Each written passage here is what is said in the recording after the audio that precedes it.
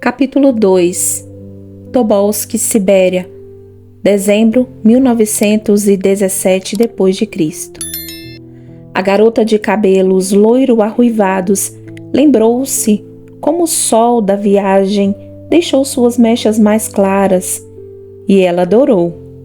Sua pele também adquiriu um bronzeado dourado. Ela e as irmãs, alheias aos problemas dos adultos, só queriam se divertir naqueles dias de praia. Precisavam aproveitar a oportunidade de convívio de alegrias e travessuras. Todas elas tinham visto tão pouco do lado de fora. O lado de fora, o mundo além de sua residência. E ali na praia da Inglaterra não importava que o país delas ocupasse 1/6 das terras conhecidas. Não fazia diferença a quantidade de riquezas incalculáveis, nem a opulência dos incontáveis palácios. Elas não davam atenção ao fato de serem herdeiras da família mais rica do mundo. E sequer avaliavam que seu pequeno irmãozinho substituiria o pai um dia, no comando absoluto. Havia momentos em que só queriam ser normais. As duas garotas mais velhas, com 12 e quase 14 na época, geralmente faziam o que se esperava delas. Mas a caçula, de 8 anos, era praticamente um moleque vestido com saias, como apregoava a mãe, que ela arregaçava e segurava os braços, se necessário. A terceira irmã, na hierarquia de 10 anos, tinha natureza mais tímida e plácida, mas acabava contagiada pela alegria esfuziante e as tramas da caçula, a quem amava profundamente. Ora, era ela a desencaminhada dos bons costumes, ora era o irmão. Oh, que lástima! Gritou a caçula impulsiva. Acabava de ficar sabendo que não lhe seria permitido desfrutar o passeio extra com as duas mais velhas. Que indignação! Permanecer encurralada no iate quando as outras podiam sair para fazer compras? Não sou tão incontrolável assim como você está dizendo, mama. Posso me comportar. Ela seguia a mãe pelo convés, mas a imperatriz não se deu o trabalho de parar, seguindo adiante, cercada por algumas de suas damas. Só falou uma frase. Masha também não vai. Ela já estava com o coração na mão pela conversa com o príncipe. Mas foi-lhe garantido que as meninas estariam seguras. Haveria segurança inglesa e como a mãe achou injusto impedir as adolescentes de passarem, ainda mais porque a polícia secreta do tio Beau, que também acompanharia as meninas, foi escolhida a dedo. Aquilo encerrava o assunto. As garotas voltaram maravilhadas de poder caminhar calmamente e não simplesmente ir de carro pela rua principal em West Cowes. Aquilo era tão raro. Muito educadas e sorridentes, conversavam fluentemente em inglês e compravam tranqueiras bobas, cartões postais e perfumes da farmácia. Depois, informadas sobre se havia um joalheiro, elas foram até lá para escolher presentes de agradecimento para os membros da tripulação imperial. A caçula ouvia entre perplexa e chateada, quando a mais velha disse rindo: "Acho que a notícia acabou correndo a boca pequena e de repente havia uma verdadeira multidão ao nosso redor que nos seguia por toda parte. Uma multidão maior que a outra nos espera perto da praia", acrescentou a outra. "Conversamos com todos que conseguiam se aproximar um pouco." Tempos depois lhes chegariam às mãos o jornal The Times, que mencionava a visita das belas irmãs ao comércio local. Sua beleza e os muitos sorrisos para a multidão. As 4 garotas encantaram a Inglaterra pois todas foram avistadas descendo para a praia e acenando para a multidão. O jornal mencionava até o pequeno herdeiro, descrevendo o seu rostinho como angelical. O restante da viagem transcorreu lindamente, com uma cerimônia majestosa após a outra. Durante aqueles 4 dias, o filho do príncipe Edward, o príncipe David, se encantara com a segunda das filhas do imperador. Mas era Alexandra quem fazia notas mentais sobre o jovem vir a ser um bom par para a mais velha futuramente. A lembrança da caçula se alternou entre o brilho da água maravilhosa, como um espelho de fogo ao pôr do sol, e o brilho do céu noturno forrado de estrelas. Estrelas que ficavam ofuscadas quando as luzes de todos os navios e embarcações se acendiam. Aquela frota gigantesca e adormecida, flutuando numa outra nuvem de brilho. Ela tinha escutado até mesmo o general-chefe da polícia secreta comentar certa noite ao lado de seu pai: "É uma visão de conto de fadas, é o que posso dizer."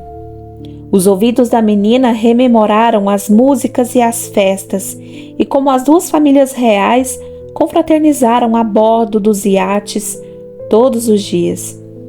Ela viu de novo o olhar de seu pai sobre os filhos, tão contente que eles haveriam de se lembrar de coisas boas, de paisagens diferentes e de alegria em família.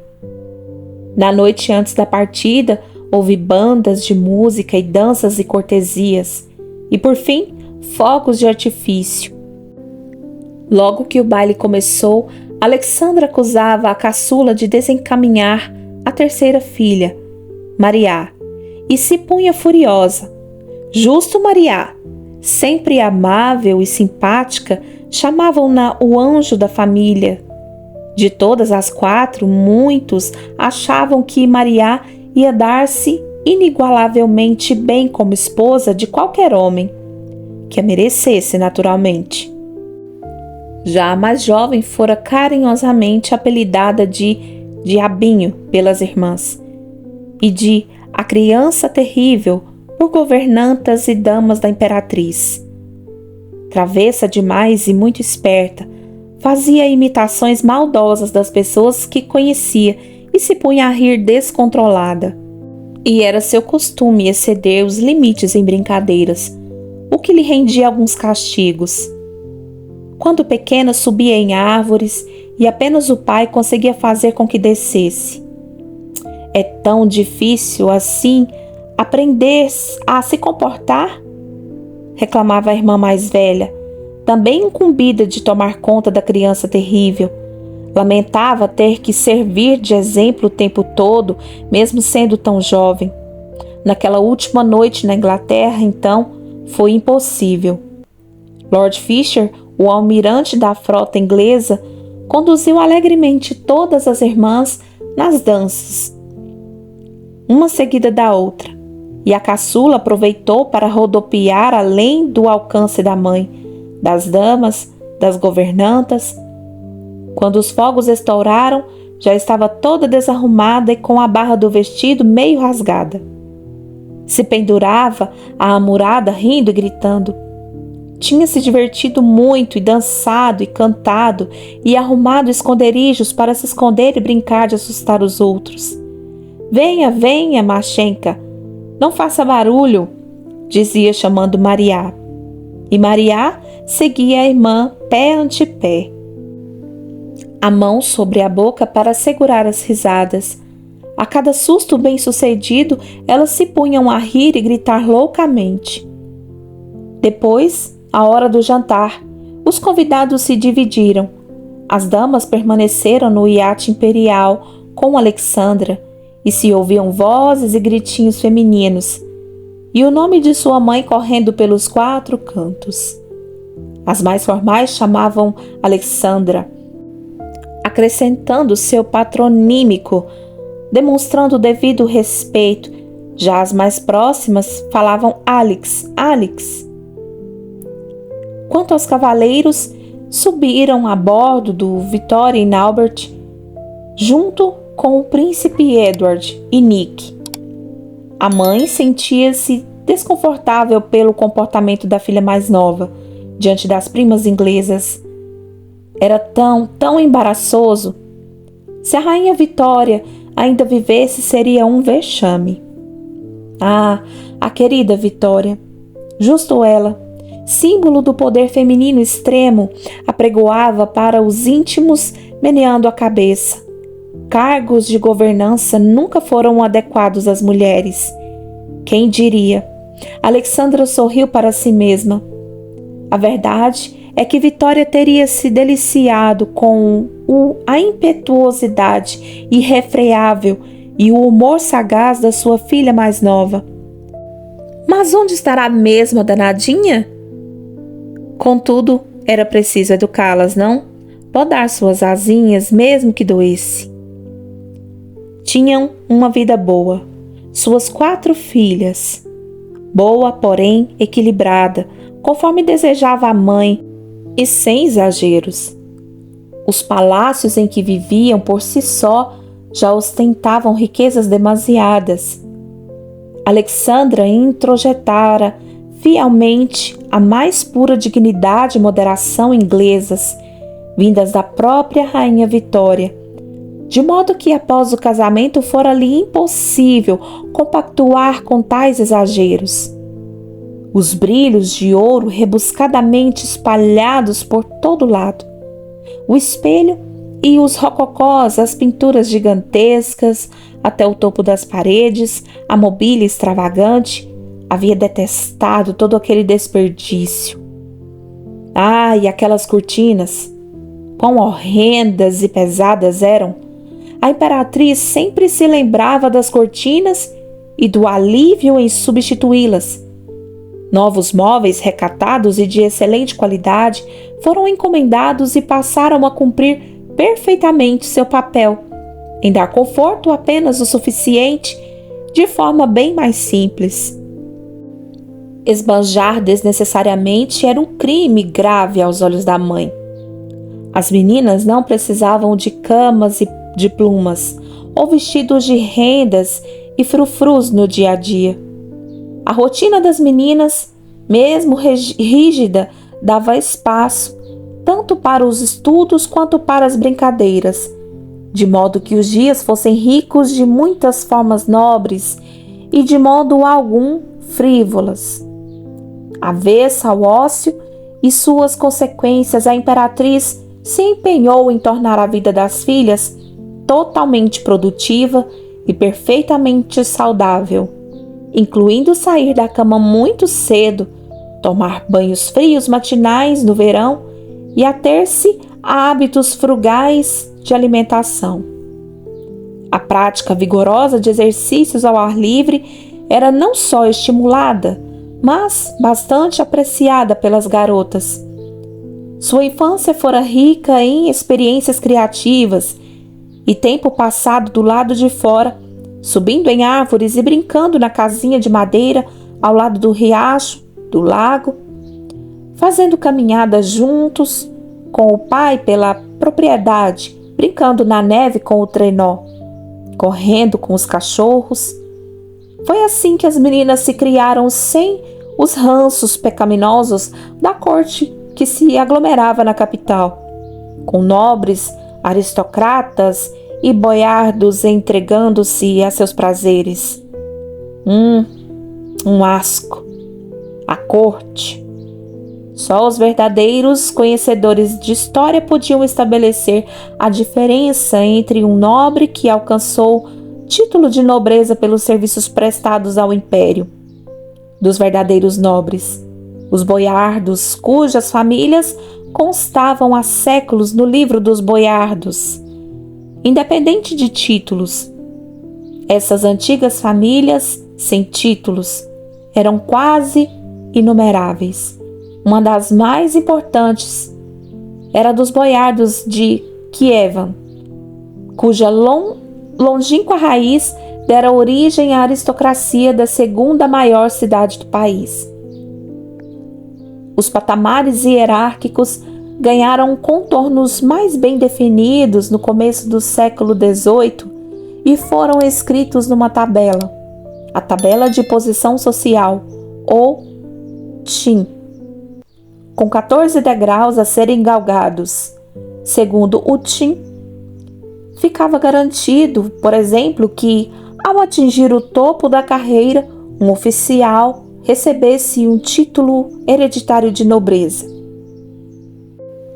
Após 2 séculos, a nobreza tinha sido dividida em duas: a antiga nobreza, mais ilustre, vinda da linhagem familiar, e a nobreza hereditária, conquistada com o trabalho. Bem, mas enfim, pouco me importa. Sim, Alexandra pouco se importava. Nobre, puro sangue, não nobre, que se formou em nobre, aristocrata de todo tipo, a realeza, eram milhares de príncipes e princesas, condes e condessas, barões e baronesas ao lado de milhares de boiardos. Para dizer o mínimo, era um pouco demais. Alexandra se tomou de aversão pelos modos da corte estrangeira tão logo chegou, que traduzia tudo aquilo que ela repudiava. Bem que ela não aprovava apenas para manter a boa educação. A timidez natural da imperatriz e a dificuldade com o idioma foram confundidos com frieza gélida, como dizem as más línguas, e os cortesãos pouco a pouco passaram a não suportar sua nova imperatriz. A verdade é que Alex, Jesse e Reno teve a vida virada de ponta cabeça após as bodas repentinas. O falecimento do pai de Nick foi completamente inesperado. A assustadora troca de religião aconteceu quando que, do dia para a noite, após o batismo, seu nome também mudou. Agora ela era Alexandra. Desde o início, a moça se viu exposta como curiosidade num país estranho. As cerimônias de todos os tipos eram longuíssimas e às vezes desconcertantes, para não dizer desnecessárias.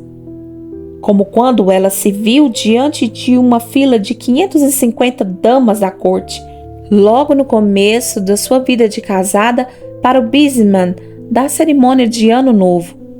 Uma procissão para beijar sua mão, e que por mais que tentasse evitar, a fazia se encolher de horror.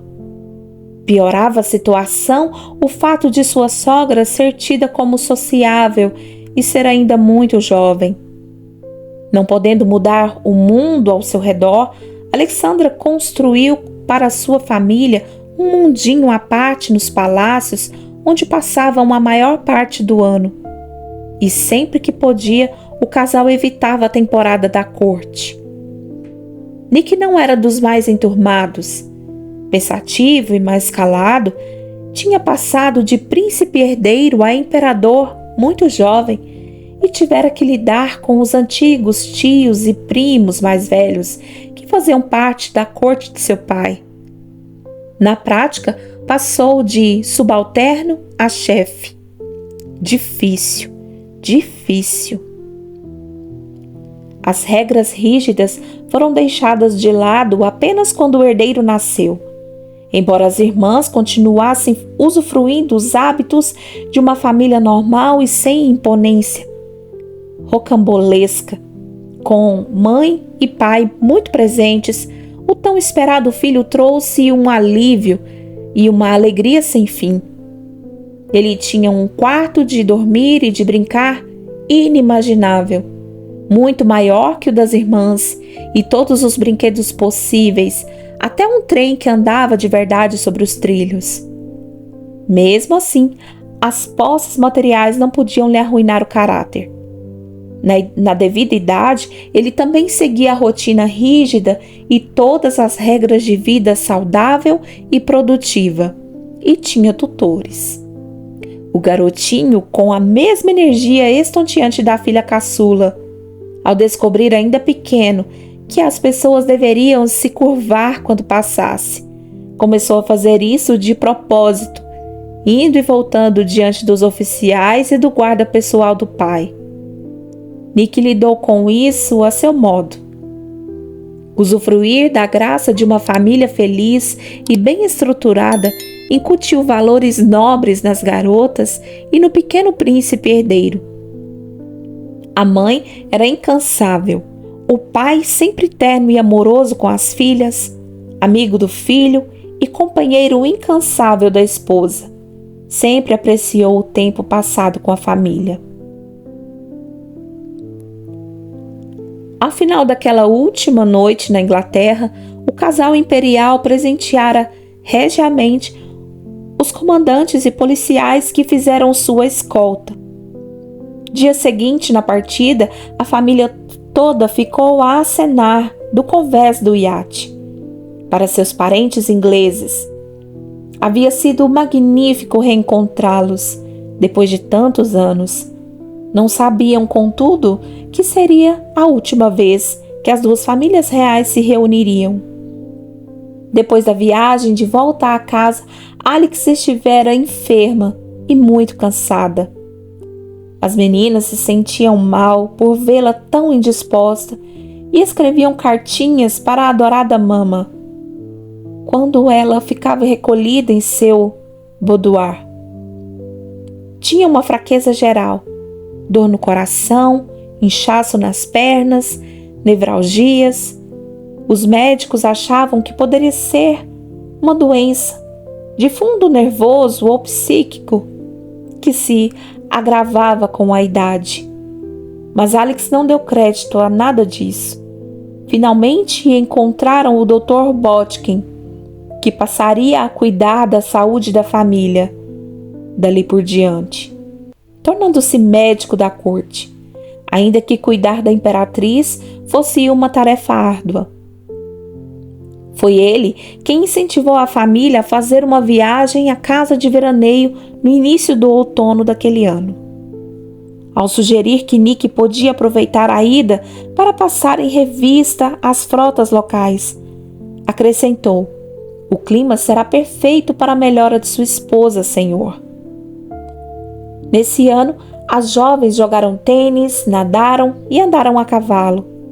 O primo predileto, o príncipe Dmitri, que tinha completado 18 anos, passou bastante tempo com a família.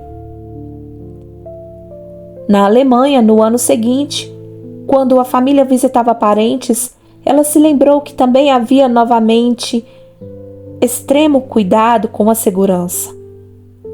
O drama envolvia a presença de snipers posicionados em pontos estratégicos e cães patrulhando o entorno do castelo. A escolta pessoal de seu pai tinha sido levada bem como agentes especiais da polícia secreta. Cada passo dado pela família era cercado, e o comandante das forças especiais tratava de disseminar notícias falsas sobre cada destino da família a fim de despistar assassinos e diminuir a quantidade de curiosos. Haveria mesmo tanto perigo à espreita? O futuro mostrou que sim, havia. Seu pai sempre tivera razão. Ele tinha feito de tudo para proteger seus entes queridos, mas o inevitável acontecera. E ela não queria ter que refletir no que havia falhado tanto. Ao longo de sua curta vida, seus pais as tinham ensinado a dar importância ao que era importante. A força espiritual, sem o que tudo mais se perde. As riquezas do caráter, um coração afável e generoso, a bondade e a paciência, o comedimento, a gentileza e a boa educação. Sem se dar conta de que a vida poderia ser diferente de algum modo, as irmãs jamais se questionaram. O fato, contudo, é que viviam sem saber quase nada do que ocorria do lado de fora dos muros e portões dos palácios. Quanto mais na capital. Então, que se dirá sobre o restante do país ou do mundo? Foi somente durante a Grande Guerra da Europa que elas entenderam. A caçula, pela primeira vez, compreendeu, de coração, algo que sua mãe sempre ensinara: A honra e o dever devem vir acima de tudo, especialmente quando eram tão afortunadas. O dever não se resumia à família ou a ser mais obediente, ia além. Todas tinham o dever de estender a mão aos necessitados, e havia muitos naquele momento. Carecia-se urgentemente de enfermeiras, e já no outono de 1914, Alexandra e suas 2 filhas mais velhas participaram do curso dado pela Cruz Vermelha Regional. Agora, dada a necessidade, o treinamento tinha sido diminuído de 2 para 1 ano. Muitas mulheres não foram consideradas aptas, mas não foi o caso da imperatriz e suas filhas. Tornaram-se verdadeiras irmãs da misericórdia, o título dado às enfermeiras de seu país. Foram 2 anos e meio de muito estudo e trabalho, e a figura pública de mãe e filhas, no típico uniforme branco da Cruz Vermelha com a cabeça coberta, inspirou centenas de outras mulheres a seguirem o mesmo caminho no esforço de guerra. Alexandra recebera treinamento para feridos previamente, herança da educação dada pela Rainha Vitória. Mas Alex não tinha experiência com guerras. Aquilo ia além de tudo que pudesse imaginar, e ela não poupou esforços e incentivos. Assim que a guerra foi deflagrada, Alex reorganizou os depósitos de suprimentos médicos que ela tinha criado no Palácio de Inverno, bem como se adiantou em campanhas de arrecadação e produção de todos os outros itens indispensáveis para cuidar dos feridos ou enviar aos soldados. Exércitos de damas abastadas da sociedade foram recebidos para operar máquinas de costura e para organizar e enviar todos os itens. Todos os salões importantes do Palácio de Inverno foram convertidos em depósitos e enfermarias. Fileiras e mais fileiras de camas de ferro alinhadas sobre o piso coberto com linóleo. Quase não havia mais carruagens elegantes e carros caros circulando pela avenida principal da capital, mas ambulâncias a todo vapor. A capital do Império também se enchia de enfermarias. Logo, o Hospital Colonial Britânico. Havia uma comunidade britânica relevante na cidade. Abriu uma ala para feridos de guerra sob a orientação da esposa do embaixador.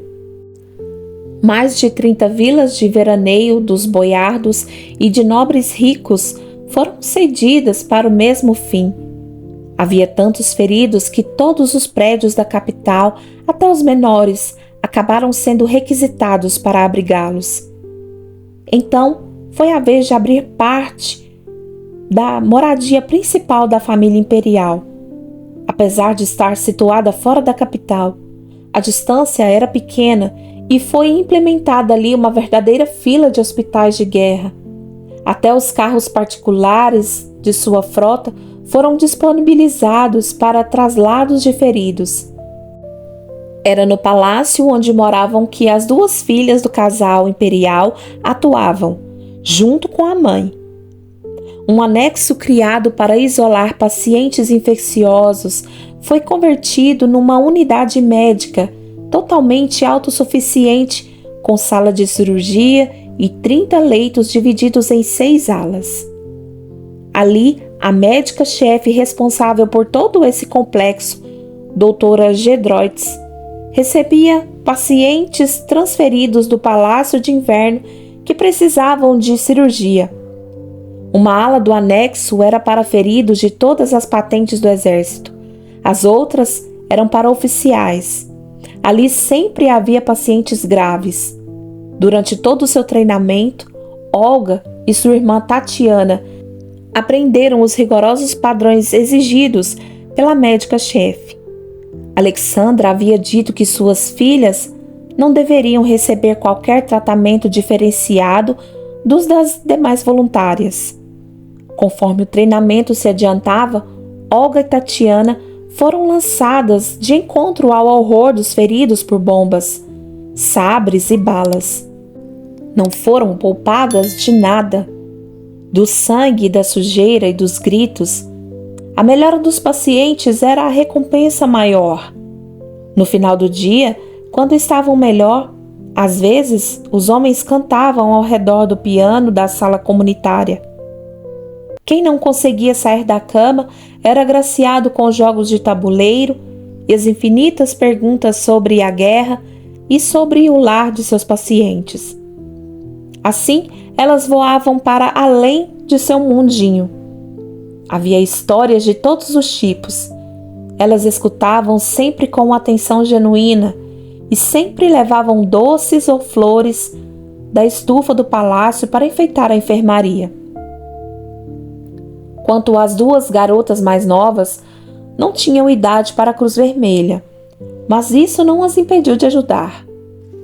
Às vezes podiam ficar no anexo, mas geralmente visitavam hospitais, visitavam as famílias que haviam perdido entes queridos, visitavam cemitérios para colocar flores nos túmulos dos que tinham falecido nos hospitais de campanha abertos por Alex ou no anexo.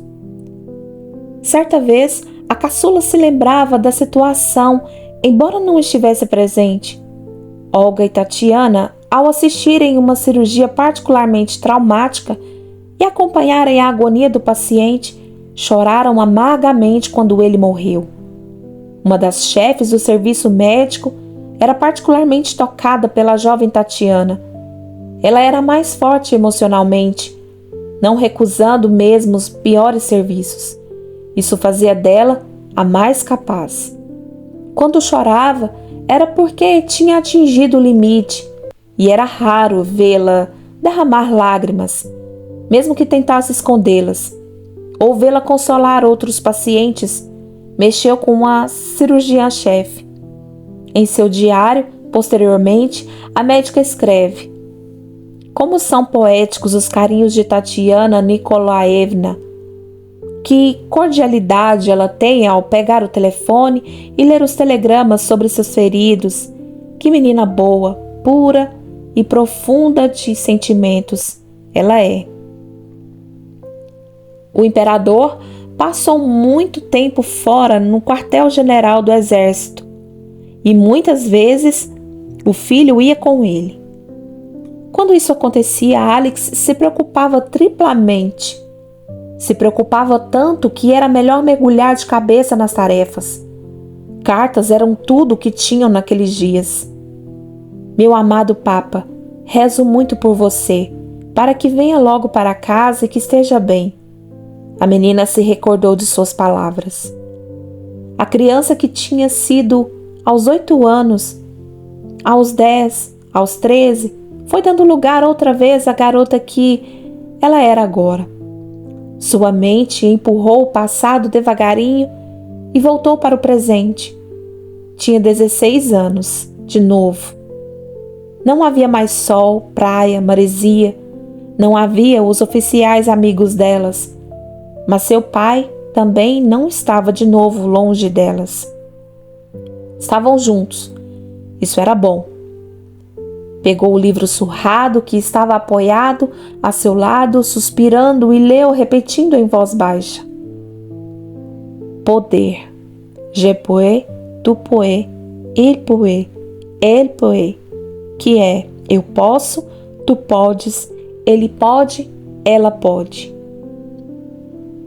Uma corrente de ar gelado insistia em passear pelo seu pescoço, como um gato, se aninhando nas dobras do cachecol. Ela o aperteou e puxou o gorro mais para baixo. A vida não era mais a mesma, talvez jamais voltasse a ser, supunha. Mesmo assim, com fé em que Deus lhe socorreria, ela anelava o momento em que um pouquinho da antiga realidade pudesse voltar. Eles iriam viver em paz juntos, livres. Por ora, era esperar e fazer de tudo para passar o tempo até porque elas nunca ficavam ociosas. Na vida, nunca estiveram ociosas na vida. Então, ela tinha bastante vontade de escrever cartas. Todas na família estavam acostumadas a escrever e receber muitas cartas, mas Alice escrevia muito e se recebia pouco. Haveria algum problema com o correio? Depois poderia ler. Leituras também se mostravam como atividades bem agradáveis, mas não era possível ler o dia todo, e havia muitas horas a serem preenchidas num dia inteiro. Também gostava de desenhar e pintar. Era bastante boa nas aquarelas, mas não as tinha em mãos. Sobrava desenhar com carvão. Outro passatempo eram os bordados. A qualidade do bordado da garota se equiparava ao da mãe e das irmãs mais velhas. Mas bordar no presente contexto era uma atividade bem menos interessante do que costumava ser. Todas sentiam muita falta do ar livre, dos exercícios vigorosos, de gastar energia. Ir de uma tarefa parada a outra tão parada quanto não ajudava. Todas as garotas tinham estudado piano, mas Tatiana era a mais talentosa das quatro. Tocava os clássicos perfeitamente, também cantava. Por sorte, havia um piano razoável ali na sala. Geralmente, a pedido do pai, ela tocava as antigas melodias alegres, velhas conhecidas ou canções folclóricas, e todas cantavam depois do jantar. Já que o dia todo era uma repetição do dia anterior, com pequenas variações, como ela tinha escrito, nessa questão a caçula invejava a irmã mais velha. Que bênção conseguir lidar assim com o tempo, sem inventar pretextos para escapulir das tarefas repetitivas e lições chatas, podendo voar para longe dali. Naquela tarde, mãe e filhas haviam estado diante da lareira da sala para a sessão de bordados. Uma admirava o trabalho da outra enquanto conversavam. Olga e Tatiana pensando em seus enxovais que haviam ficado para trás. Estavam fazendo o que viria a ser uma inebriante colcha de casal. Fariam várias dessas, esse era o plano. De Tatiana, principalmente. Já inebriante fora o termo dado pela caçula, rindo. E depois disso, ela não parou mais. Todas começaram a rir com suas tiradas e brincadeiras bobas, exceto Olga. Na verdade, a intenção era animar Olga, mas não estava dando certo naqueles dias. A primogênita recordava dos grandes planos de casamentos que o pai tinha para cada uma delas. Nenhum incluía casá-las contra sua própria vontade. Era uma promessa.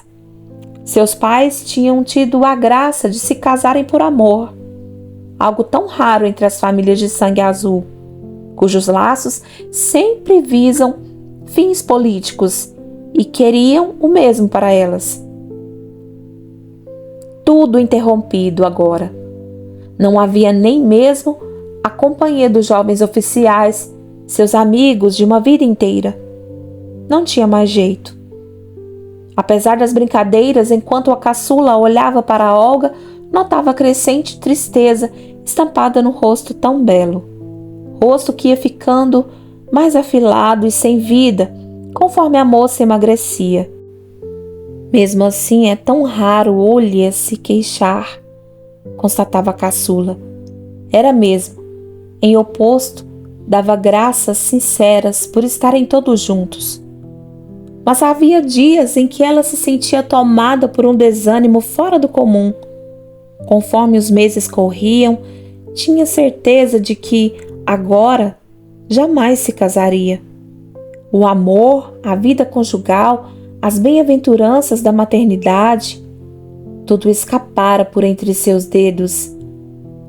Ela e Ania tinham praticamente saído do anexo hospitalar para a prisão domiciliar e agora estavam todos em Tobolsk como párias.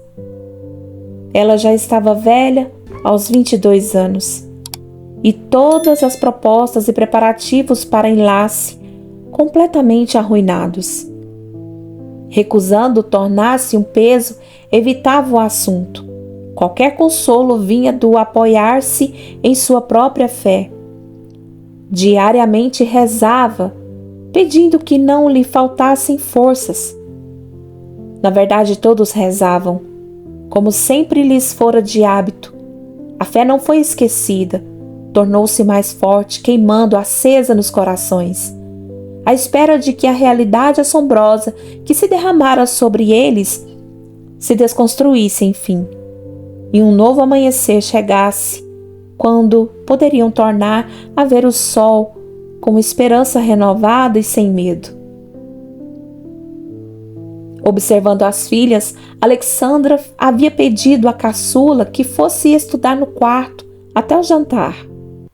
Sabia que quanto mais risadas e besteiras, maior a necessidade da filha de ir fazer outra coisa. Então, antes que tumultuasse demais o ambiente, mandou-a embora. Além do mais, Olga não estava satisfeita. Embora não dissesse, sentia-se particularmente amuada com os comentários sobre como seriam lindos os casamentos de todas elas. Sozinha no quarto, a garota recitou de novo: verbo povor, poder. Nos povos, vos poveis, eus povente, eles povete, que é, nós podemos, vós podeis, eles podem, elas podem. Ai, que chateação! Qual o propósito de tomar lições? Os olhos vagaram para longe do livro outra vez. Ela desistiu logo depois. Estava cansada de fazer as lições. Se acomodou melhor na cama, que não era tão gostosa quanto a que tinha em sua casa. Continuava pensativa, sem conseguir se concentrar. Tantos pensamentos na cabeça rodopiando, ideias que ficavam grudando nela como pequenos moluscos nos corais. Os pais queriam que a rotina de todos fosse alterada ao mínimo. Acreditavam que a situação era temporária e não deveriam se atrasar nos estudos e nem ficar ociosas. Mas alguma coisa estranha e terrível estava acontecendo, e de vez em quando ela se preocupava. Tinham tido uma vida familiar tão feliz até então. Um tanto indignada, refletia. Então, agora quem liga para matemática e história e leituras desinteressantes e redações sem fim? Para que a revisão de verbos irregulares no francês? E um monte de aulas em francês e inglês, se já que todos somos fluentes? Bem, o tutor de francês, Monsieur Gilliard, não achava que elas estivessem tão bem assim.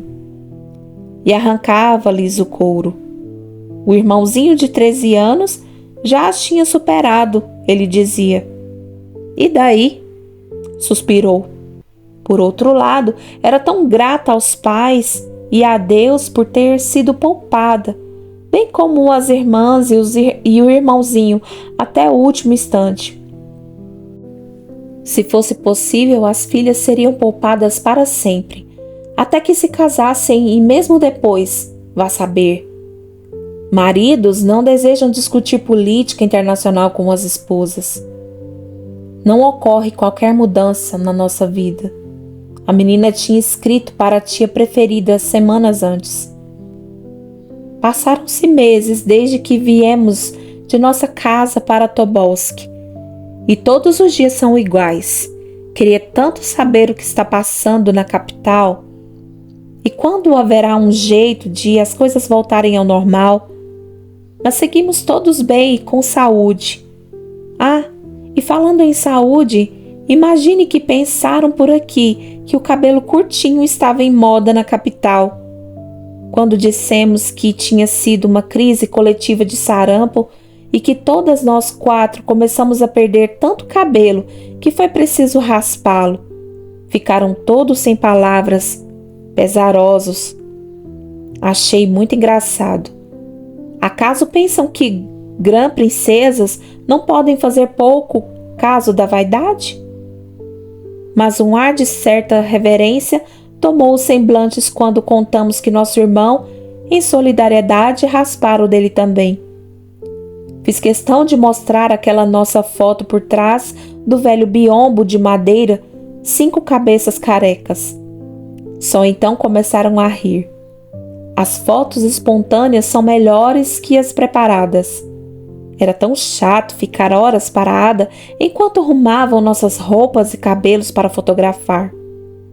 Ninguém deveria rir, nem se comportar mal. Mas acho que até disso tenho saudade. Bom, pelo menos ainda temos as câmeras Brownie conosco. Só não há muito o que fotografar. É mais divertido ver nossas fotos antigas de casa, das brincadeiras na casinha e no lago, no nosso tobogã de neve ou os verões na casa de praia. Que saudade de lá e de todos vocês. Mas de resto, mantemos o espírito forte todos os dias. Por um instante a menina olhou para os ícones religiosos pregados nas paredes do quarto. Tinham conseguido trazer de casa só os mais preciosos e importantes. Ela ficou olhando quieta, também as velas meio derretidas que tinham acendido na noite anterior. Longe de serem apenas objetos, os ícones e os quadros revelavam o segredo da família e seu principal sustentáculo, a fé ortodoxa. A espiritualidade das crianças fora cultivada desde sempre. Era parte do dia a dia. Era como comer ou se vestir. Era necessária, mas para elas, especialmente agora. Alexandra, uma vez convertida, abraçou a nova religião e a cultivou ao longo dos anos com toda boa vontade. Mas era para Nick que a fé era particularmente sagrada, consciente de que não era um Deus, embora seu povo o visse como um. Ele precisava de Deus, precisava de algo que o suplantasse, algo maior que ele. Senão, como digerir a vida? Nem todos os autocratas pensaram assim. Mas Nick tinha na religião uma das prioridades de sua vida, ao lado do cuidado com a família. E então o povo que o chamava em outros tempos de paizinho. Paizinho.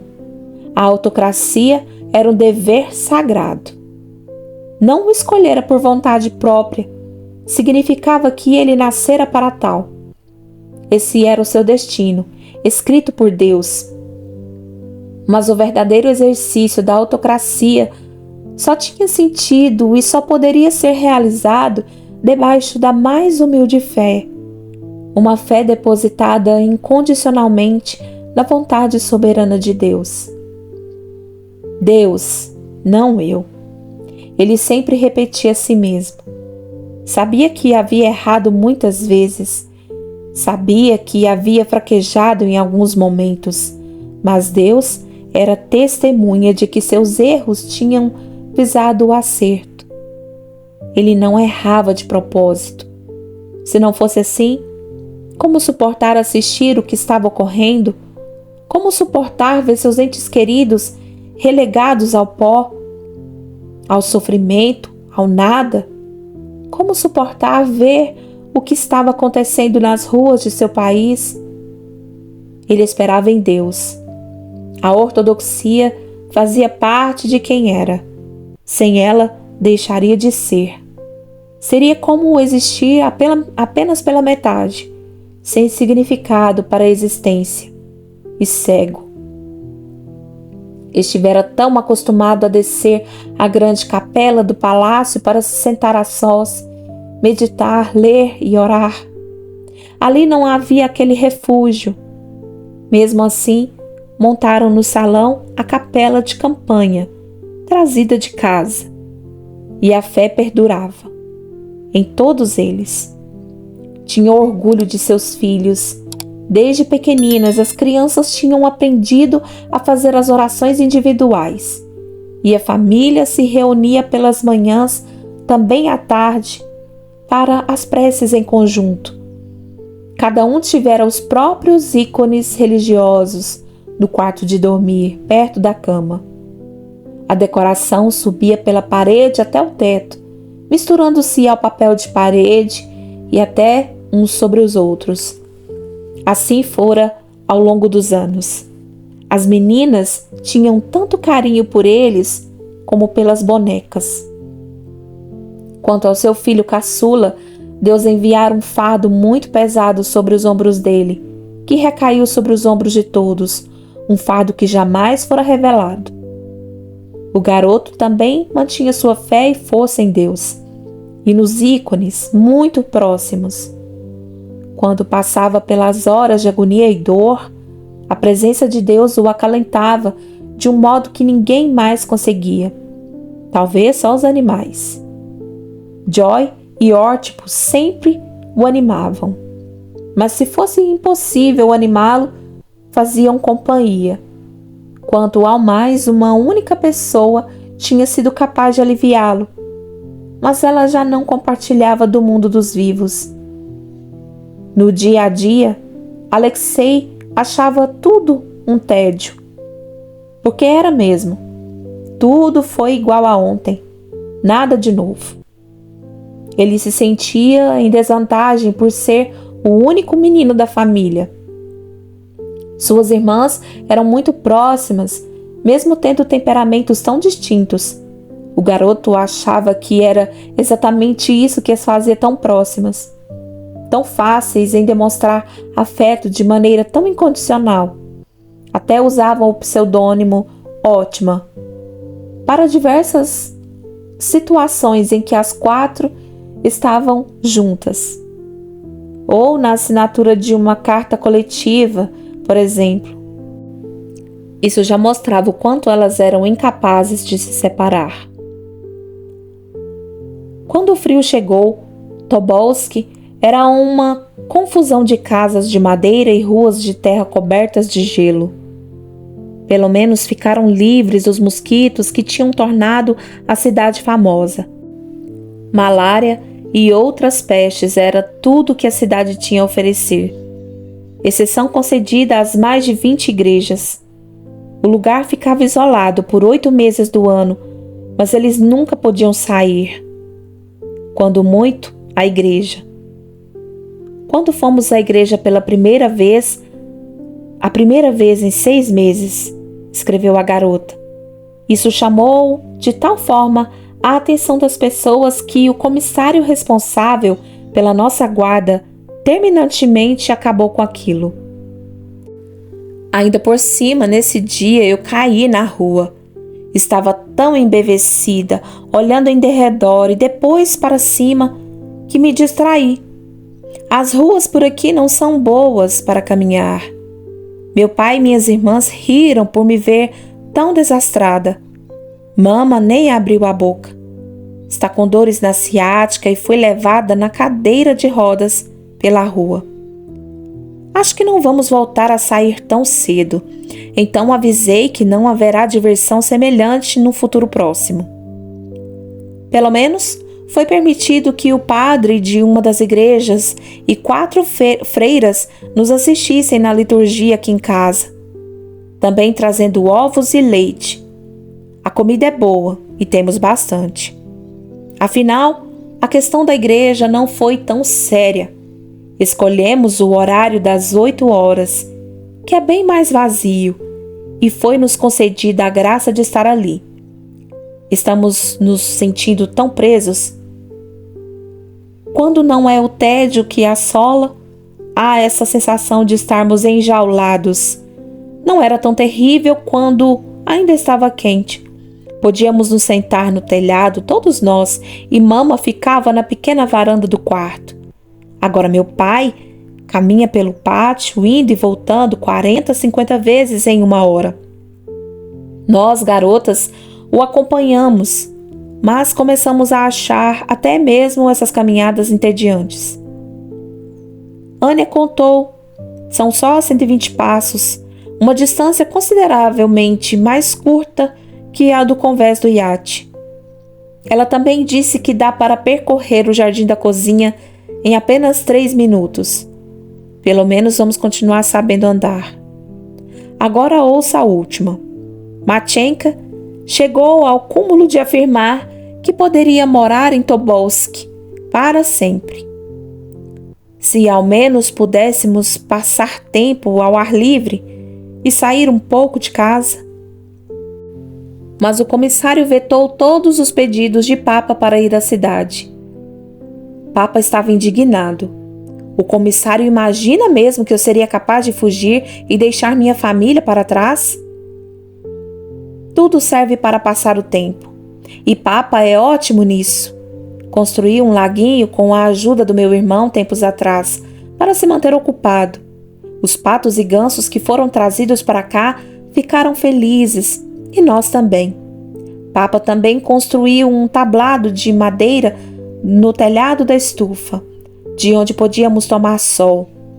Mas de nada isso nos serve agora, com este frio. Há apenas um balanço aqui na parte de fora da casa, onde fico a ir para frente e para trás e me atiro sobre a neve até cansar. Puxo meu irmão no trenó. Fora isso, a única atividade externa é cortar e empilhar lenha. Sim, aprendemos a rachar lenha.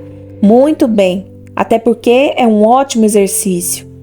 Meu pai nos ensinou a todos logo que chegamos. Sem imaginar que viria a ser uma das poucas tarefas que sobrariam para ser feitas no inverno. Providenciamos nossa própria lenha. No começo, os guardas ficaram a olhar especialmente para nós, garotas, num ar entre aparvalhados e intrigados, embora não quisessem demonstrar. Certamente não esperavam que gente como nós se divertisse assim. Bem, é divertido e respiramos ar fresco, o que sempre faz tão bem. O comissário-chefe ficou tão surpreso com a energia imbatível do Papa em encerrar madeira que informou as autoridades locais sobre essa particular predileção. Fato que rendeu o recebimento de uma enorme pilha de troncos de bétula. Seria perfeito se o tempo continuasse bom. Mas cá estamos, às portas do inverno. Não dá para fugir. O tempo esteve divino, segundo contou Olha, em carta a seu adorado PVP, até quase o final de novembro. Por esse motivo, não estava tudo tão ruim como ele bem sabia. Elas eram bem difíceis de desanimar. O sol melhora nosso humor na mesma hora. O comissário notou isso e até nos disse certo dia, quando percebeu que Matchenka usava uma pá quebrada para tirar neve. Mas por que não pediu outra pá, menina? E Matchenka, não é importante, gosto desse trabalho. Ele ficou olhando para ela e por fim falou, já percebi, contanto que o tempo fique bom, vocês também ficam felizes. O sorriso de minha irmã confirmou tudo. Pena que não dá para ser sempre assim. Está muito frio, mas nós continuamos com as caminhadas e o corte de lenha, mesmo que Olha não venha. Limpamos a neve do pátio e dos telhados. À noite, bordados, jogos de tabuleiro ou baralho, Bumble Puppy ou Name Johnny. E Papa, que vem relendo sozinho os clássicos nacionais e ingleses. Em passo célere, nos lê histórias em voz alta. Paramos com Sherlock Holmes por um tempo. Mas a época do ano pede algo especial. Papa está lendo um conto de Natal, de Charles Dickens. Embora já conheçamos toda a história, a cada noite são os guardas que se achegam interessados. Não me julgue mal, mas consegue crer que ainda temos aulas? Não é tão ruim, só é difícil manter a concentração. O tutor Gibbs chegou no começo de outubro, antes que o rio se tornasse intransponível, e trouxe junto uma nova tutora, Cláudia. De certo que estamos honrados com tanta gentileza por parte do Sr. Gibbs e de Monsenhor Gilliard, que voluntariamente partilham de nossa desventurada estadia em Tobolsk. A tal ponto chega a sua devoção. Mas aulas? Outro dia eu fiz uma caricatura do Sr. Gibbs. E quando passei para a marcha, ela finalmente segurou o riso, baixinho, pondo a mão sobre a boca. Fiquei passando-lhe bilhetinhos e outros desenhos, mas isso atrapalhou a concentração de Tatiana, que começou a ficar vagarosa nas respostas e até mesmo teve que perguntar ao Sr. Gibbs, certo momento: "Desculpe-me, o que foi que o senhor disse?" Ania, eu fiz um sem querer, juro. Como que você não ouviu?" E então ele finalmente explodiu. Estava tão furioso comigo que berrou todo vermelho: "Você ainda parece uma criança sem modos. Será que não vai aprender nunca? Desperdiçando meu tempo e o de suas irmãs com bobagens?" Oh, ele realmente me conhece desde criança e em seguida me mandou calar a boca. Fiquei quieta então, né? Mas na próxima tarefa que lhe entreguei, assinei como AR, shut up. Não resisti. Cláudia também me acha um tormento. Diz que sou preguiçosa e mal educada e que não levo nada a sério e blá blá blá. Bate com a régua na mesa à minha frente quando já está desesperada. Eu não ligo. Sei que ela já foi professora de moças. Imagine só. Mas tudo que faço é brincadeira. Se a gente não der um pouco de risada aqui, como fica? A preferida dela é Maria. Concordo. Matchenka é meiga, dócil, solícita, bondosa. Um orgulho. Orgulho do qual compartilho, pois somos grandes amigas, como você sabe. Até o comissário-chefe a adora. Gostaria de ser mais parecida com ela. Mas a tutora nova considera nossa educação escolar muito melhor do que esperava, pois o confidenciou ao Sr. Gilliard. E eu sei que o Dr. Botkin gosta de mim, pelo menos. De fato, o Dr. Botkin gostava dela, a despeito de seus muitos defeitos. Ali em Tobolsk, ele até arriscava dizer que o comportamento subversivo, estourado e irrefreável da menina era, na verdade, um heróico esforço em prol de seus entes queridos. Era seu jeito de ajudar a manter o bom ânimo e a disposição de todos, evitando que afundassem. Fosse numa melancolia apenas ou no desespero e pânico.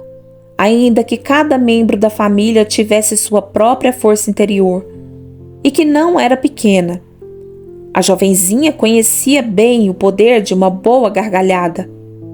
Era assim, no entender analítico do médico, que a garota mais malcriada e bagunceira da face da terra forçava os demais a prosseguirem. Rindo e se divertindo com ela, ou dando-lhe broncas e sermões, nesse caso, pobre Alexandra.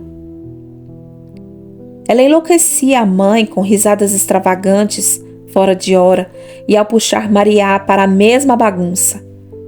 Maria, quando podia, imitava a caçula com devotado extremismo. Ele mesmo foi testemunha das gritarias e correrias pelas escadas, sustos nos coitados dos tutores, desobediências governantas, quando crianças até Olga e Tatiana entravam em disputas entre si com as irmãs. As quatro chegavam às vias de fato, brigas com empurrões ferozes, tapas e puxões de cabelo. Alexandra, se pudesse, afogaria a caçula momentaneamente numa tina d'água quando a via surgir do nada, coquete com aquele arzinho de desafio e contando piadas, às vezes sujas e indecentes, onde ela aprendera aquilo. Na frente das visitas importantes do gabinete de seu pai. Era muito severa. Alexandra, quando se tratava de educar as filhas, o Dr. Botkin até se encolheu. Bem, minha querida amiga, essa carta haverá de entediá-la por completo. Isso se você a receber, pois tenho quase certeza de que nunca a lerá. De um certo modo é bom, pois é tão tola e sem graça. Sinto muito, gostaria de ter novidades para contar. Tenho numerado todas as minhas cartas. Se por acaso as receber, saberá a ordem. Aguardo ansiosamente por suas respostas. Não sei bem o que está havendo com a correspondência. Acho que o correio por aqui é muito lento. A verdade é que não demorou muito para a família começar a perceber que sua correspondência estava sendo aberta e em boa parte confiscada. O mesmo acontecia com encomendas ou presentes que chegavam. De todas as 4, Tatiana era mais forte de espírito. Por isso também se mostrou a mais indignada com a situação. Determinada e corajosa, seus traços delicados não faziam jus à sua força. A mesma força que usou para auxiliar nas piores cirurgias, para cuidar dos feridos mais terríveis e olhar nos olhos deles quando Alex e Olga não tinham estômago. Essa era a força que estava presente nas constantes cartas que escrevia, independente se ia ou não receber respostas. Haveria de servir para alguma coisa em algum momento. Ela queria a todo custo saber como estavam todos e o que poderia ter acontecido. Queria notícias da capital, queria notícias de parentes antigos, amigos e velhos pacientes. Queria notícias da Grande Guerra, ainda em curso. Nem que fosse preciso escrever 1000 cartas. Uma hora teria acesso. Olga não queria saber pormenores da guerra. Sua mãe, idem. Já lhes bastava o mal de cada dia. A força ensinara Tatiana a não desgostar do silêncio daquele isolamento. Quando todos estavam ocupados com alguma tarefa individual e mesmo os guardas pareciam nem existir, então sua alma se rompia e o som do piano tomava conta do ar, por horas. Os dias passavam rápido desse jeito. Já se vão sem que nem o notemos. Anne escrevia em seu diário. Enquanto escutava sua filha tocando, era o pai quem lamentava a falta de informações, mais do que qualquer um. Não havia nenhum jornal naquele fim de mundo. Ou melhor, havia um folhetim informativo local, muito mal escrito, que só servia para tapar frestas nas janelas. Para completar, ele estava proibido de receber o Times. Uma notícia importante nunca chegaria. Era um completo vácuo. Vivemos como em um barco no mar e os dias todos se parecem. Nick escreveu para sua irmã com resignação. O tutor Gilead lamentava, cabisbaixo, que o jornaleco de Tobolsk era impresso em papel de embrulho e que as notícias eram resumidas e mal acabadas. Nem telegramas chegavam na capital para qualquer membro da família ou da comitiva. O que o imperador conseguira saber ao longo das semanas depois da chegada de Tobolsk não tinha sido muito, uma ou outra informação apenas, já que de início o comissário-chefe era de poucas palavras e os jovens locais que faziam a guarda não tinham conversa com Nick. Aos poucos, no entanto, o gelo foi se quebrando. Algo que o comissário-chefe presenciou com extrema surpresa foi o modo como a família rezou junta no salão que servia de igreja. Na primeira vez, não lhe passou despercebido como Alexandra trouxe um tecido enfeitado e cobriu o altar com toda a devoção, arrumando velas e ícones antes da chegada do padre e das freiras. Cada um, familiares, damas da imperatriz, médicos, professores e criados assumiram seus lugares na hora da liturgia. O comissário não tirava os olhos do imperador e de sua família. Viu como eram reverentes ao fazer o sinal da cruz muitas vezes, como cantavam com fervor. Não parecia uma encenação, até porque aquilo se tornou constante. A meticulosidade religiosa da família era rotineira. Não só a liturgia sagrada, semanal, mas calmamente todos os dias da semana. A prática e a aceitação religiosa faziam parte deles de um modo muito imprevisto. O comissário jamais imaginaria tal coisa. Ele viu o imperador de olhos fechados, sua mão tocando de leve a mão da esposa, e aquilo era incabível. Quer dizer, não era como se o homem estivesse desprovido da noção da realidade, desprovido do conhecimento de que estava preso e sua família com ele. Como patriarca acima de tudo, não se sentia derrotado diante da esposa, dos filhos. Como podia rezar? Como podia não vomitar amargura e decepção diante de Deus? O comissário sabia que o homem diante dele havia sido destituído de tudo, mas começou a entender que o imperador e sua família estavam prontos para aceitar a vontade suprema de Deus. Essa devoção transparecia aos que estavam em derredor. Não apenas o comissário-chefe a percebia. O grupo de guardas que tinha o hábito de fazer brincadeiras grosseiras com aquele homem e o maltratavam diante das filhas e de quem estivesse por perto, agora nutria admiração velada pela pessoa que passava a conhecer. O imperador era um homem que recebia os gestos e as palavras desagradáveis que deveriam humilhá-lo, sem perder a calma nem fazer ameaças. Na verdade, ele nem mesmo se mostrava realmente ofendido, o que era muito perturbador.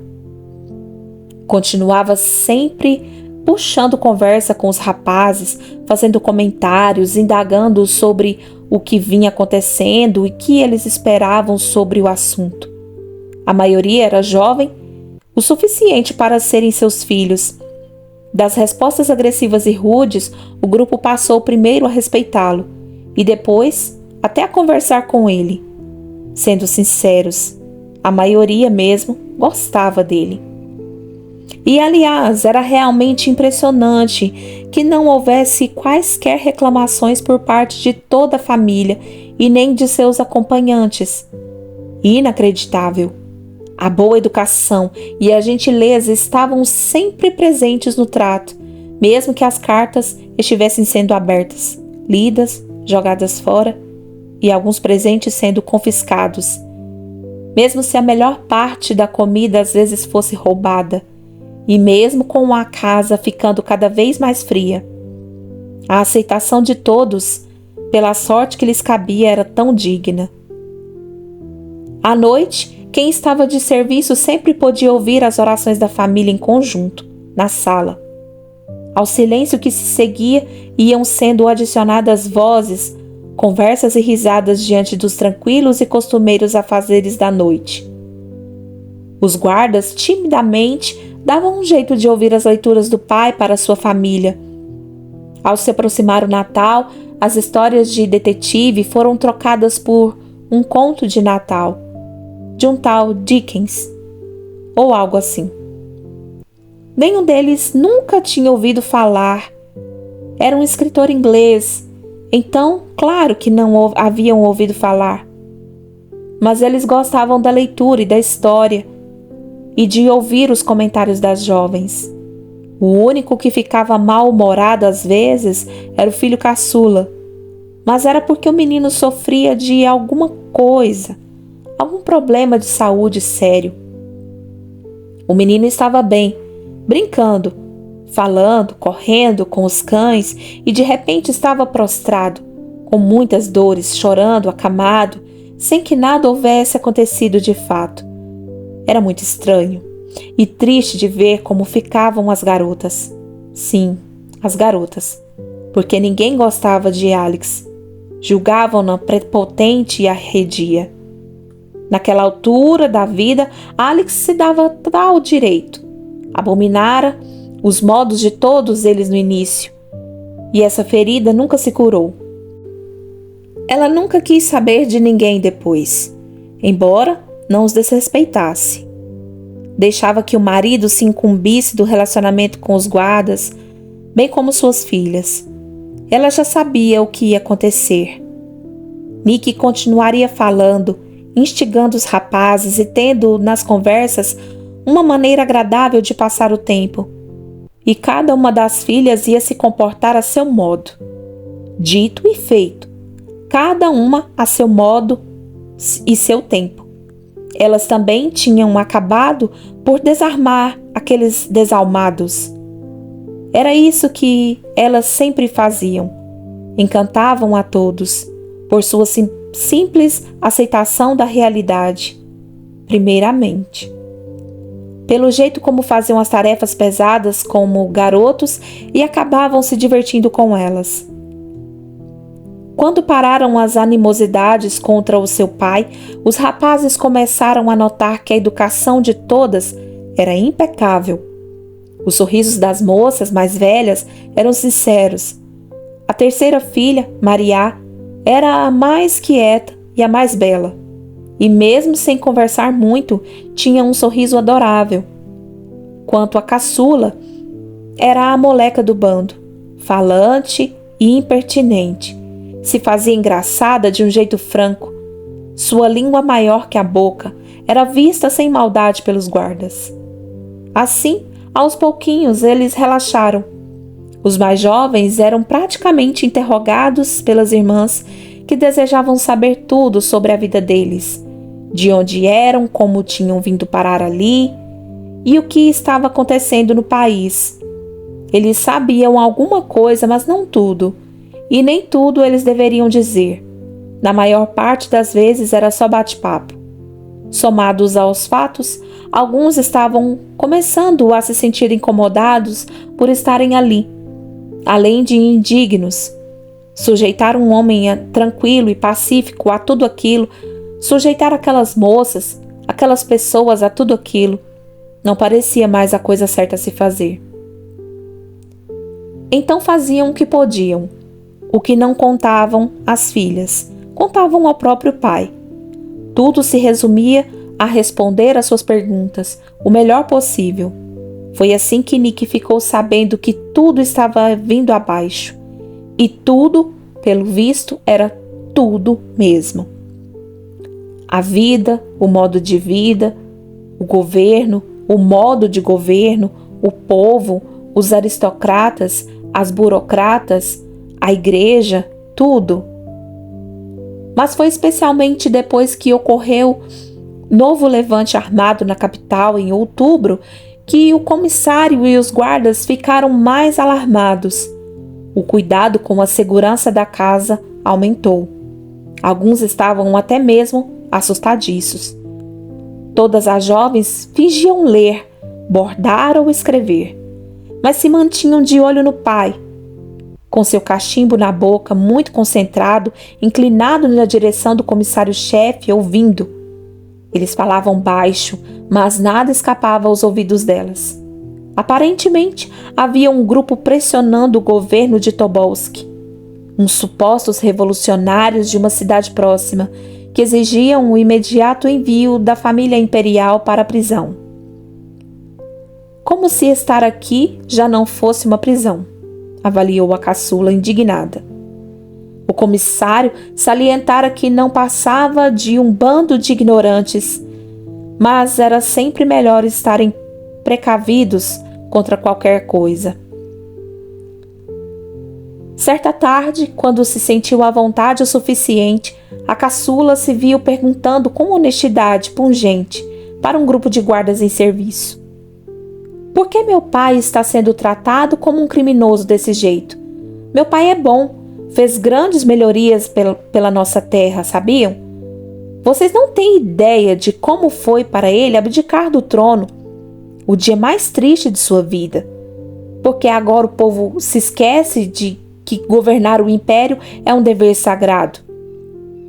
Foi por vocês, por amar o povo e para evitar mais derramamento de sangue, que meu pai, ouvindo seus conselheiros, espontaneamente entregou o nosso país nas mãos dos revoltosos.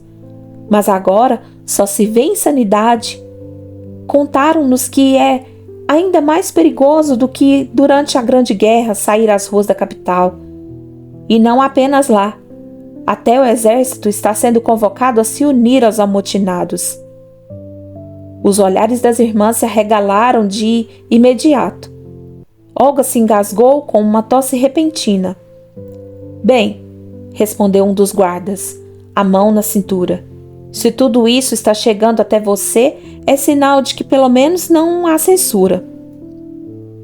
Mas vocês não concordam que, se censura significa coibir aqueles que intentam o mal e o deflagram para outros, então ela não é boa? A censura corrige erros, mostra o quanto é danoso criticar as autoridades. Devemos amá-las e honrá-las. Deus escolheu os governantes para guiar o povo. Então o povo não pode declarar o que pensa? Não pode revelar os erros cometidos pelas autoridades? É justo que permaneçamos calados? A menina suspirou. Foi por causa desses que dizem qualquer coisa a qualquer um que vem a tragédia. Meu bisavô foi assassinado em público por uns que se diziam a vontade do povo. Como a vontade do povo poderia ser assassinar o seu próprio soberano? Para toda mudança há de haver um meio justo. E que meio seria esse? Nunca nada mudará. Não sem que os obriguemos a mudar. Obrigar quem? Meu pai? Ele está aqui. Estamos todos aqui presos, mas o sangue do povo está correndo como um rio. Não há outro modo, insistiu veemente. Um segundo soldado dando um passo à frente. Fique quieta, advertiu Mariá, segurando a outra pelo braço. E como não fosse de muitas palavras, muito menos de dar ordens, aquilo foi surpreendente para os guardas. Olga e Tatiana lhe fizeram coro. Isso não é assunto. Mas a caçula continuou. Minha família tem governado o império por mais de 300 anos. De que meu pai é culpado? Nem sei de que o acusam. Algum de vocês sabe? Meu bisavô, esse mesmo que foi assassinado, foi nomeado libertador, porque teve a coragem de tornar os servos livres dos senhores de terras e fez deles uma classe independente. Veja, você está falando de coisas que não sabe, disse um terceiro guarda, querendo tanto apaziguar o assunto como encerrá-lo. E não se trata só dos servos. Sob o regime de meu pai, muitas e muitas fábricas foram abertas desde o início deste século. Mais do que em qualquer outro momento da história, se os operários têm emprego, como podem ser pobres? Isso não faz sentido. Quanto a nós, por que motivo haveríamos de querer que o povo passe fome e não tenha como alimentar os filhos?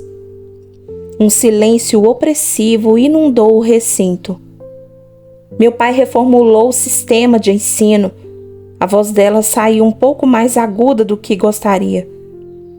Ele procurou atender às diferentes classes sociais. A Duma é um resultado dessa intenção. Meu pai? Por quê? Por que de repente ele passou a ser tão odiado? Não odiamos seu pai. Não estou falando de vocês aqui. Gesticulou com a mão, abarcando-os. Mas tão amado até então ele foi, como único detentor do poder absoluto e um representante de Deus. Sempre foi assim em nossa terra. Para onde essa confusão toda está nos levando? Parece um trem desgovernado. Já chega dessa conversa, aperteou Olga, mais uma vez. Seu semblante estava pálido. Mas olha, são questões cabíveis. Só estou sendo sincera, tentando entender. Não quero desrespeitar quem quer que seja. Vamos agora. Os guardas não se moveram quando a pianista, maneira como eles às vezes chamavam Tatiana, tomou a linha de frente. Ela se ergueu resolutamente, a boca numa linha reta, e puxou a irmã mais nova pelo braço, quando arrastando-a em direção às escadas. Entrando todas no quarto, a pianista fez uso de seus dedos fortes e sua vontade férrea para chacoalhar a mais nova pelos ombros. Não fale assim com eles, bronqueou, com severidade alarmante. Não entendem o que você está dizendo. Só veem sua própria desgraça e não nos cabe desmerecê-la. É como eles dizem, falta muita coisa para o povo e isso vem de longa data. A pobreza, miséria. Eu consigo ver isso agora e acho que você também. Não é culpa de Papa, é culpa do regime. Por isso eles querem mudar o regime, mas também querem alguém para culpar. Se você os provoca com discussões, pode ser ruim para todos nós, e especialmente para Papa. Não estou provocando, Ania. A caçula retrucou baixinho. O que eu acho é que, quando não souberem o que fazer com o império, vão sentir falta do Papa. Só queria que pensassem nisso. Houve uma bem-vinda mudança na rotina quando mãe e filhas começaram a fazer os presentinhos de Natal para amigos e a família que estava tão longe. Usavam o que tinham disponível, pedaços grosseiros de tecido e lã de baixa qualidade. Mas a habilidade de todas transformou o rústico material. Até a caçula se portou lindamente. Se não ajudasse, se eles comemorassem o Natal que restava. Além do mais, sua mãe fazia questão, então todas puseram mãos à obra. Era mais uma oportunidade de se reunirem todas juntas, aconchegadas em mantas e casacos perto da lareira. Alex, as filhas e as damas ficavam a conversar enquanto trabalhavam. E o tempo desse jeito voava. Os cachorros ficavam enrolados junto a elas ou no sofá com o irmãozinho. Alexei sempre se sentia muito bem perto dos animais. E encolhido com um livro, a cabeça no colo da mãe, também passava horas por ali. Havia presentinhos para todos. Até para os guardas elas tricotaram coletes, meias e cachecóis. Para a família bordaram lindos tecidos ou pintaram cartões. Mas o frio começou a cair todos os dias vários graus abaixo de zero. E no começo de dezembro foi a 23 graus negativos. O termômetro despencaria ainda mais em janeiro. Mas não sabiam disso no momento. A casa de Tobolski era grande, até confortável, pois tinha sido residência do governador. Mas havia grandes correntes de ar. Ficava frio mesmo do lado de dentro, o que obrigava todos a se vestirem com roupas pesadas de inverno. Até para escrever era difícil, porque os dedos das mãos ficavam meio congelados. Havia dias em que era difícil até sair da cama. Eram dias tormentosos, com frio aumentando. A despeito de tantas tarefas, ainda assim, as meninas e os demais sofriam com o enregelamento de inverno. Nessas horas, Alex sentia uma tristeza profunda e Olga também. Chávenas e chávenas de chá passavam de mão em mão e as lareiras crepitavam dia e noite com a lenha que a família tinha cortado. Aquele desconforto geral começou a deixar todos entristecidos e consternados. Então, o Dr. Gibbs, querendo levantar o moral, sugeriu que as meninas e seu irmão encenassem uma peça. Ele trouxera vários consigo, contou finalmente. Maria, Alexei e a caçula se dispuseram a preparar o pequeno espetáculo de 20 minutos, auxiliados pelo tutor. A apresentação no salão do segundo andar foi tão divertida que todos queriam mais. Ajudava tanto a passar o tempo de forma saudável.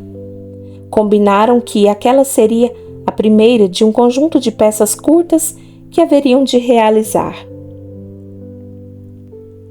O coração de todos estava alegre.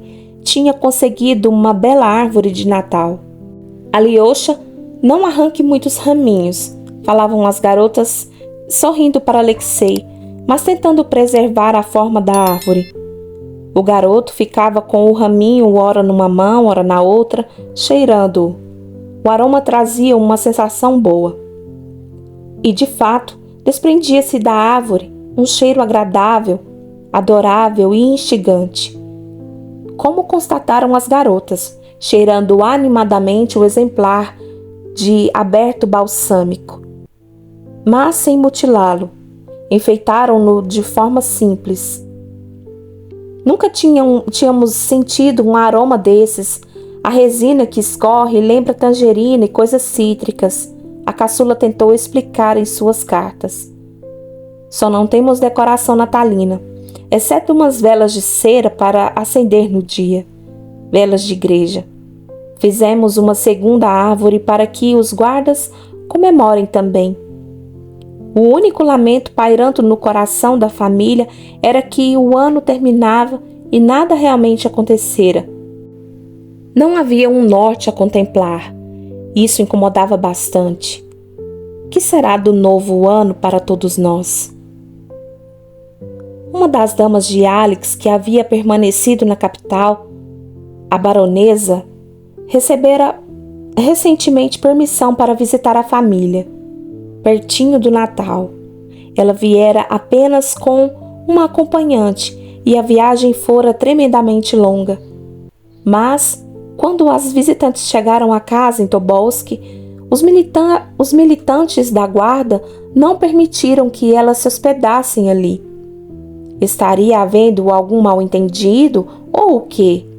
As meninas acenaram, quase pulando pela janela, para ir ao encontro daquela pessoa querida, mas não adiantou. A baronesa não conseguiu entrar. Tinha sido um presente dos céus, uma pessoa que podia enfim trazer notícias de casa. Mas logo ficou claro que elas iriam vê-la só de passagem, ocasionalmente. A frustração ameaçou corroer a caçula, que olhava pela janela e passava a mão com força pelos cabelos curtos, bagunçando-os um pouco. Não havia nada a ser feito, exceto esperar pelas vindas esporádicas da visitante, quando fosse permitido. Nem mesmo no Natal puderam estar todos juntos. De que tinham tanto medo? A verdade é que a ordem parecia ter partido de algum patamar acima, e o comissário-chefe apenas obedecia. Ninguém deu explicações à família.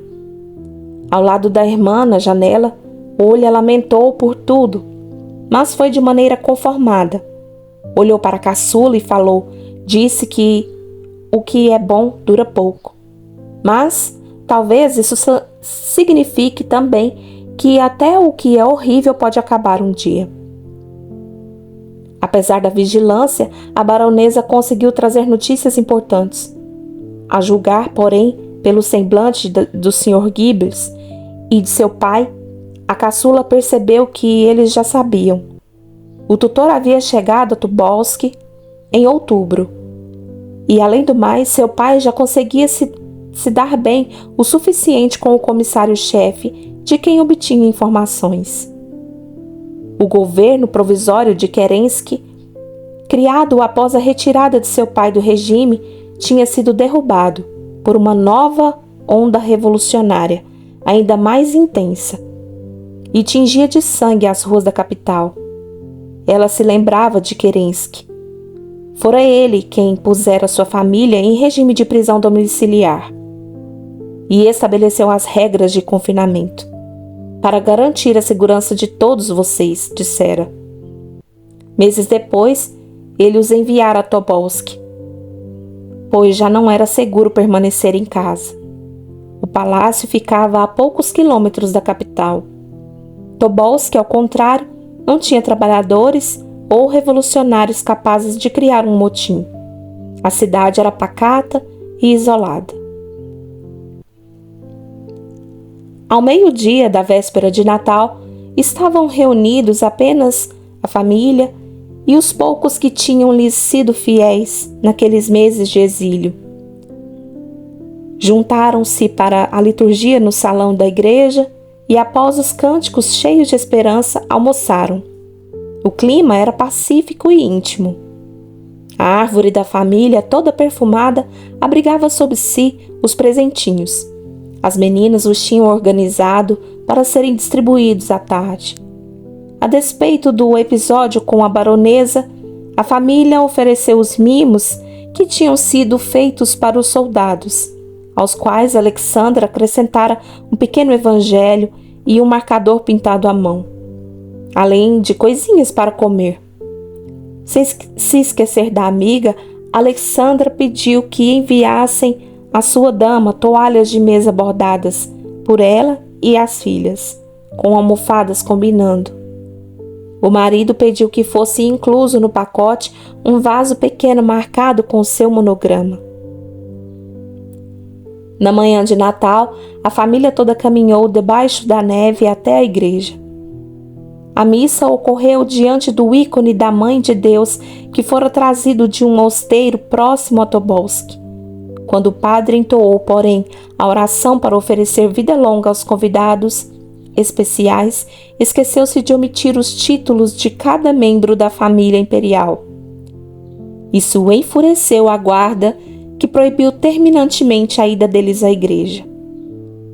A última coisa de que precisavam era chamar a atenção de todos para o fato de que o czar e autocrata de todas as Rússias, rei da Polônia e grão-príncipe da Finlândia, Nikolai Alexandrovich Romanov, estava sendo mantido cativo ali, em Tobolsk, junto com a imperatriz consorte, a czarina Alexandra Feodorovna, seu filho e herdeiro, o grão-príncipe Tsarevich e Velivich Knaz, Alexei Nikolaevich Romanov e as 4 grã-princesas imperiais, Olga Romanov, Tatiana Romanov, Maria Romanov e Anastasia Romanov. Era muito, muito perigoso. Aquilo foi tremendamente decepcionante, não pelos títulos em si, mas pela atitude tomada a seguir. A culpa não era deles.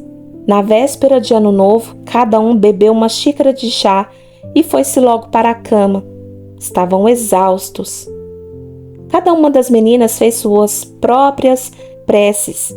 Alyosha, se juntando a elas, enrolado em cobertores e com a cabeça coberta por um gorro. Alex agradeceu o fato de estarem todos os 7 membros da família juntos e bem, e por terem sido protegidos por todo aquele ano. Nikolai foi o último a se deitar. Senhor Deus, que possas proteger meu país. A desgraça se avulta. Chegou o juízo final para a Rússia. Nos afogaremos em nosso próprio sangue. Estou cego de tristeza, não vejo nada. Ele abaixou a cabeça ainda mais, quase escondendo o rosto entre as mãos. Se o pior acontecer, eu não tenho medo. Sei que minha alma será recebida diante de ti, mas por favor, Senhor, cuide de minha família. Se eu for condenado e me for para teus braços, eles precisam ter onde viver em paz, porque é chegado o fim da Rússia como a conhecemos. Depois da passagem de ano e o Natal, foi como se o mundo fosse congelar. No começo de janeiro, a temperatura despencou quase, chegando a menos 30 graus numa noite. Todos os dias eram muito frios e implacáveis. O vento cortante assobiava e as pessoas tinham sumido das ruas. Tobolsk era uma perfeita cidade fantasma no fim do mundo. O ânimo de todos decaiu e as meninas ficaram doentes de novo. Se no começo do ano anterior tinha sido a forte crise de sarampo, agora era a vez da rubéola. Todas as meninas pegaram, bem como o Alexei, mas a doença foi mais branda que o sarampo, graças a Deus. Dentro de casa, mesmo com os fornos e lenha constantemente acesos, havia um ar gélido e mortal. A madeira úmida também produzia excesso de fumaça. Dava vontade de chorar. O quarto das meninas era excepcionalmente enregelante, pois pegava o vento que vinha direto do campo. Recentemente, havia batido 44 graus negativos ali dentro, o que tornara o local insuportável. Fecharam a porta e optaram por dormir no corredor. Faziam assim ou se aconchegavam juntas na cozinha quando o frio estava demais. Mas a sensação de paz em família perseverou. Ninguém ousava reclamar, pois aquilo poderia ser fatal. As jovens continuavam apoiando-se umas às outras. Alex e Nick se mantinham unidos. Os tutores e o Dr. Botkin participavam da comunhão familiar. Olga e Tatiana, entretanto, mesmo sem fazer alarido, começavam a se preocupar severamente. O que iria ser deles? A julgar pela reação dos guardas na igreja, a situação era muito mais séria do que imaginavam.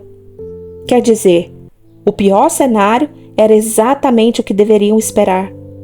Mas o que isso significava para o pai delas? Qual seria o desfecho? Em algum momento haveria de ter um desfecho. Os dedos delas mal conseguiam se mover direito. As janelas todas ficavam cobertas com gelo grosso, de modo que nunca tiravam os casacos e usavam botas de feltro em casa.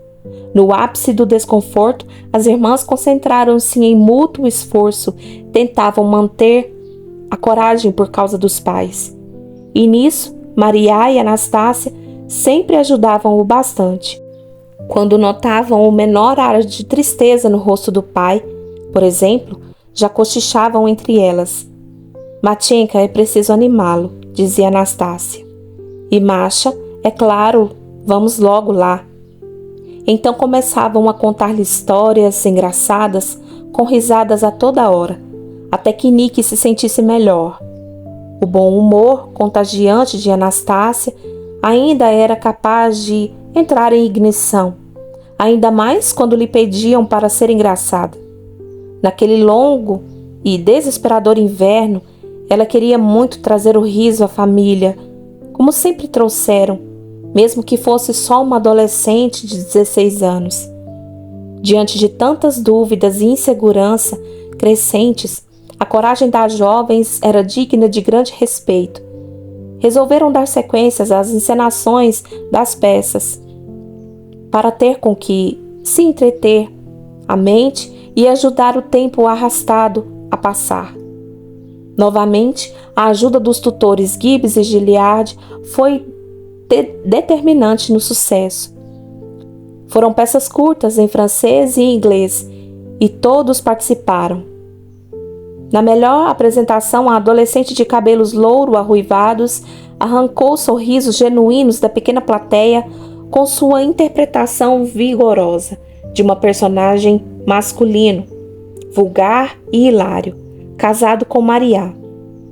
Até Alexandra, que agora quase nunca sequer sorria, explodiu numa gargalhada franca, como há muito não acontecia.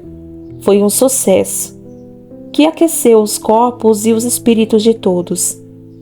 Depois de receber os cumprimentos pela peça tão engraçada, junto com os demais atores da família, aos poucos a energia de Anastácia foi caindo.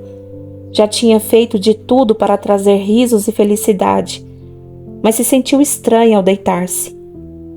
Estamos todos juntos, o que é maravilhoso. Poderia ser muito, muito pior.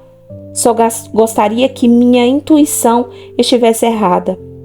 Quero me manter otimista, mesmo que seja difícil algumas vezes. Como naquele momento, sentia-se assolada por emoções perturbadoras. Depois da noite tão agradável, depois de rirem tanto, fatalmente aquilo lembrava a vida que tinham antes. No fundo do coração, não fazia sentido. A situação em que se encontravam era... Bem, não tinha nome. Ela jamais imaginaria que o império poderia se alvoroçar àquele ponto. Quer dizer, a vida era do jeito que era, sólida e imutável. Mudança era uma palavra que se referia a outras coisas, como crescer. Você cresce, você muda, mas em relação à sua pátria, mudança era como um pálido pensamento vagando solto, uma opção inexistente. Será que meu pai... Será que ele imaginou uma coisa assim algum dia? A verdade era uma só. Tudo tinha sido posto em xeque. A existência estava em xeque.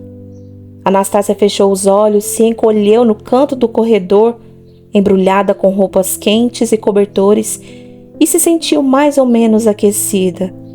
Tentou não pensar em nada. Amanhã era outro dia, e na maioria dos dias ela realmente se mantinha confiante e otimista. Antes de adormecer, a menina só pensou que gostava bastante do seu nome, Anastácia. Significava ressurreição, e nunca coubera tão bem numa situação.